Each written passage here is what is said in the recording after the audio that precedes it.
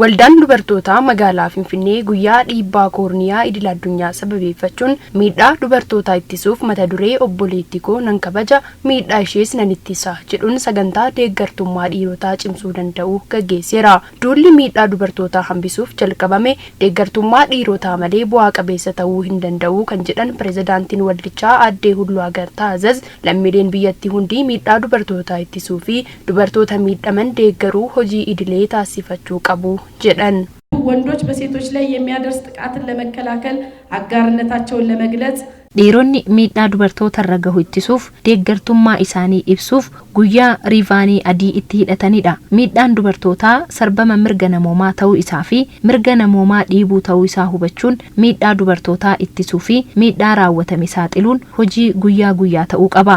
Jijjiiramni ofirraa eegala. Har'arraa miidhaa geessisuu dhiisuuf akkasumas miidhaa saaxiluuf waadaa galuun barbaachisaadha. Miidhaa dubartootaa ittisuun ammoo hojii idilee keenyaa ta'uu qaba. Hooggantuun biiroo dhimma dubartootaa daa'immanii fi hawaasummaa magaalaa Finfinnee Dr. Haannaa Yeshee Nugus waldaan dubartootaa magaalaa Finfinnee fayyadamummaa dubartootaa gama hundaan mirkaneessuu fi miidhaa isaan irra gahu ittisuuf miseensota deeggartootaa 41,000 walitti qabuun kutaa magaalaa hunda keessatti hojjetamaa jiraachuu dubbataniiru.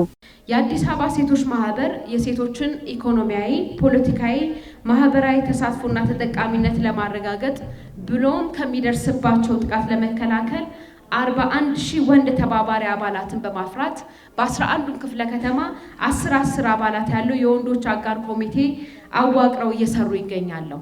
ይሄ ብቻ አይደለም። ማህበሩ ጥቃት የተፈጸመባቸው ሴቶችና ህፃናት ከደረሰባቸው ጉዳት እንዲያገግሙ ቀደም የማህበሩ ፕሬዝዳንት እንደገለጸው 2 የጊዜያዊ መጠለያዎችን ከመጋቢት 2007 ጀምሮ አገልግሎት እየሰጡ ይገኛሉ። ጉዲና ብያ keessatti hirmaannaa dubartootaa dhugoomsuuf miidhaa koorniyaa bu'uureeffatee raawwatamu tokkummaan ittisuun murteessaa ta'uu deetaan ministeera dhimma dubartootaa fi hawaasummaa Aadde Alamituu Umad himaniiru.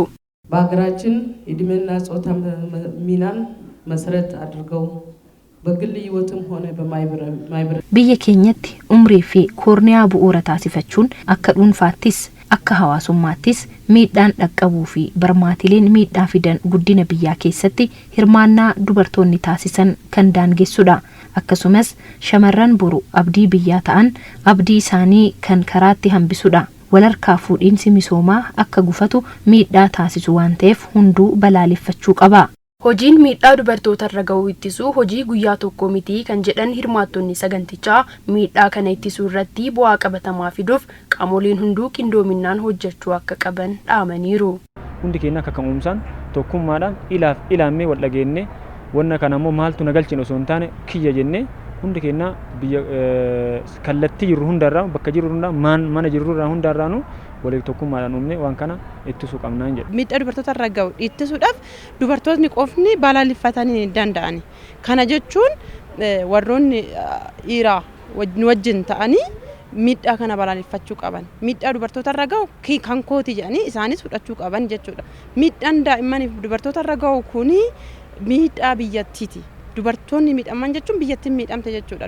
Waliigalaa akka magaalaa Finfinnee qofa osoo hin taane akka kutaa magaalaatti illee gadi bu'eetoo hanga gandaatti illee otoo sirriitti irra deddeebi'eetoo yeroo dheeraadhaaf kabajameetoo leenjiin kennamee baay'ee gaarii natti fakkaata. Miidhaa dubartoota irra gahu ittisuun itti gaafatamummaa lammii hundaa ta'uu akka qabus waltajjicha irratti eerameera.